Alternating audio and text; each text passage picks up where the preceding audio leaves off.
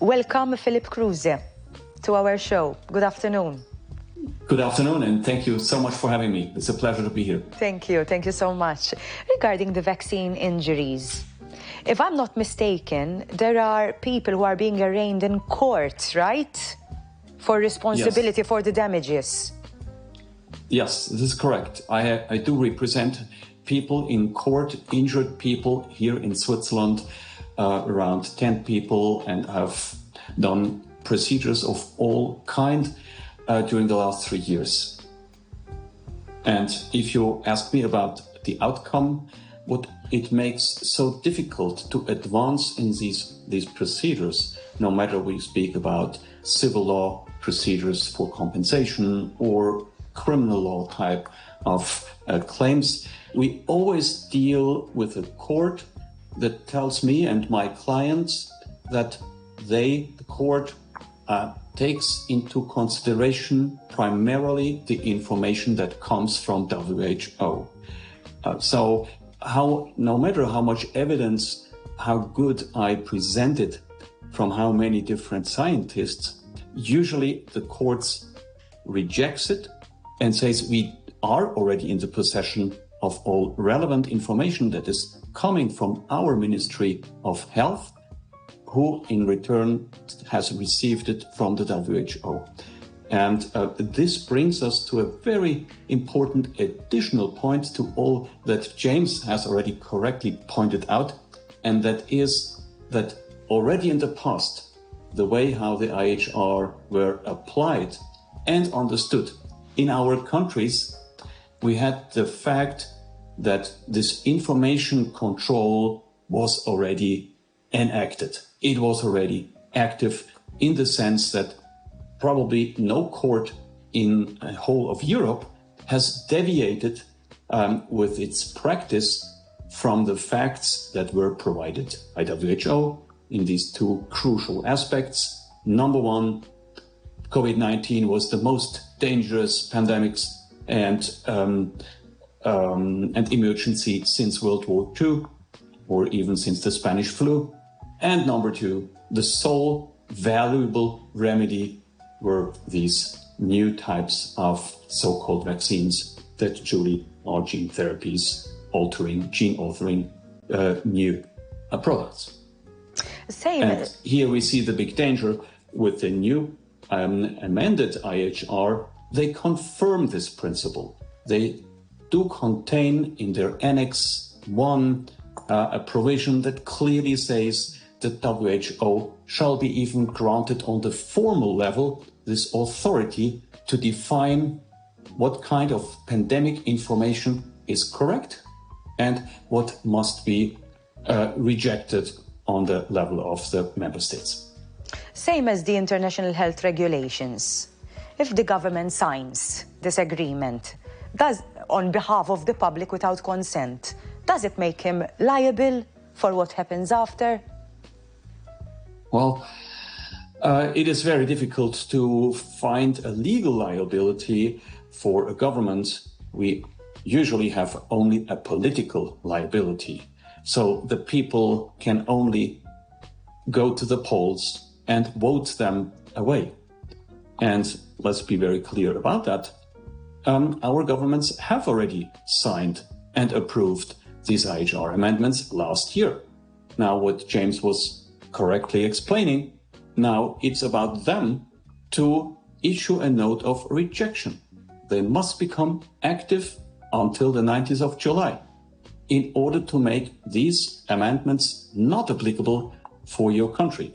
If they remain passive, these amendments of the 1st of June last year will become law, respectively, legally relevant for your country. If this happens, worst case scenario, they remain passive and the agreement is signed, is there a way it can be reversed? I would say, in principle, every agreement can be cancelled. Let's take the United States. There was a huge debate. Is it legally correct and possible that WHO just walked away from the WHO? And you can always refer to a material breach of a contract by way of a principle in international contractual law. So if you would have a new government having more, the intention to represent the interests of the people, they could easily say the following: listen, the World Health Organization has misrepresented the dangers from COVID-19 in the past, and they have totally misrepresented the true risks from these experimental injections there, and they have done so on the basis of the IHR, the International Health Regulations. Therefore, we leave these international health regulations altogether, or we leave their amendments, because there was a material breach of the contractual duties on the side of WHO. Of course, there would be a 1 year's notice, but in principle, this legal basis is reflected in the International Vienna Convention of the Law of Treaties. There's a number of definitions that are likely to be, I would have said, very important, like preparedness, given that this is the whole aim of this new set of amendments, is in order to be prepared and have the readiness and these things. These weren't defined, were they, Philipp? Yes, these are sort of the very wide notions that provide the justification for the countries to do what they aim to do. And I fully agree with James in his point that these two treaties, we have the new pandemic treaty that we did not speak about yet, and then the international health regulations, they taken together, if we take them together, they provide the biggest pandemic industry that was ever created so far. And so just by making reference on the side of WHO to pandemic preparedness or pandemic prevention, that allows WHO to act, whether with respect to specific provisions of the treaty or to specific provisions of the international health regulations. So this is sort of a pretext for them to act, yes, which is extremely wide, no definition whatsoever. Perhaps you could, and just make it a little more clear for people, there seems to be here in Malta a mindset that the pandemic treaty is a done deal. It's basically, well done us, pat ourselves on the back. And there's, we've seen a minister here put lots of pictures of himself with Tedros and others jumping around recently. And it's not really ready, is it?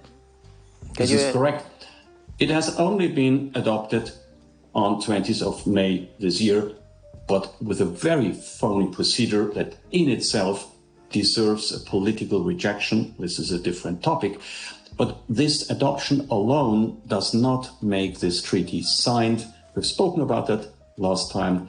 For having it ready for signature, there must be an annex signed with respect to this whole topic of Article 12 of the treaty, pathogen access benefit sharing, which is more or less a platform on which the countries can download their most recent pathogen that they've found. And then this is more or less a stock exchange whereby the interested countries can offer a certain price by which they can then buy this pathogen for the production of vaccines. So this is fully open. Even many member states have said they don't understand the concept. They don't really understand who will benefit and to what extent. So lucky for us that this whole topic of pathogen access benefit sharing, Article 12 of the treaty, is still widely open to negotiation. And the plan of WHO is to have this finalized in the form of an annex by next year's World Health Assembly, May 2026. And only then these two treaties, respectively the treaty and the annex, will then be available and ready for signature. Then they're already 1 year late, aren't they? They were hoping to be ready for May of 2024. We're now past the May of 2025, and there is a reasonable expectation that people will not be able to agree by May of 2026. What would happen then?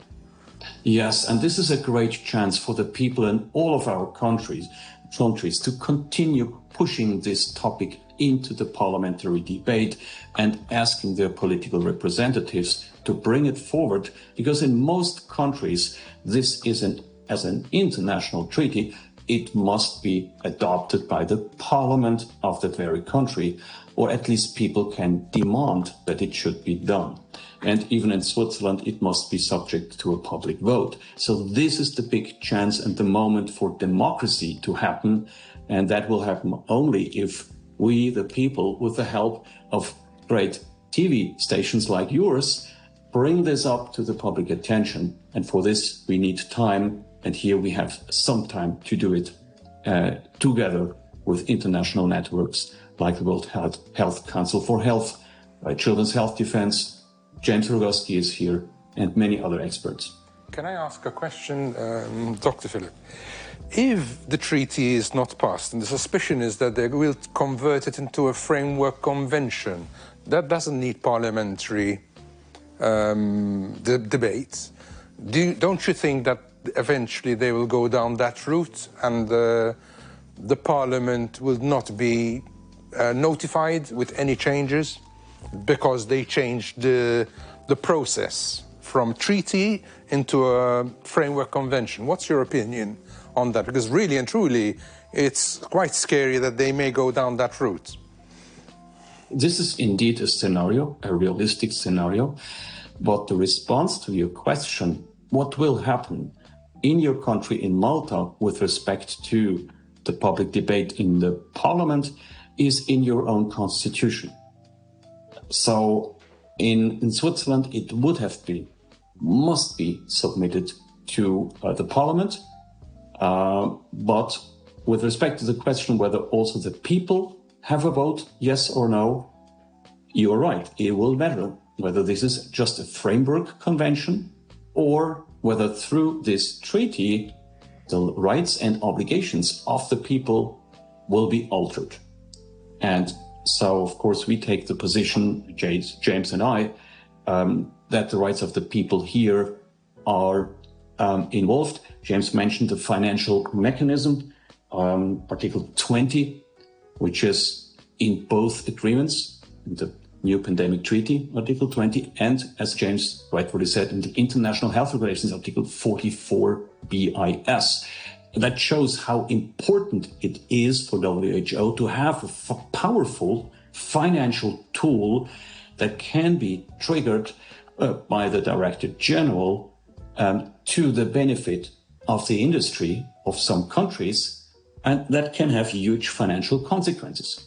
And then you can also go into Annex 1 of the IHR amendments. There are many, many additional obligations for the member states that will have consequences on the financial levels, and so on and so on. And these are all direct consequences for your country, financial consequences, but also will boil down into direct consequences for the rights of the people when we speak about lack of information, disinformation from the government. So here we have a direct consequence of people who have not the full informed consent before going to the doctor or when being confronted with the question to vaccinate yes or not. So without having the full picture, this is an extreme example of a violation of one of the most fundamental human rights, and that is under the Nuremberg Codex to have the full picture about an experimental substance, an experimental situation, and including the full freedom to walk away before taking the jab.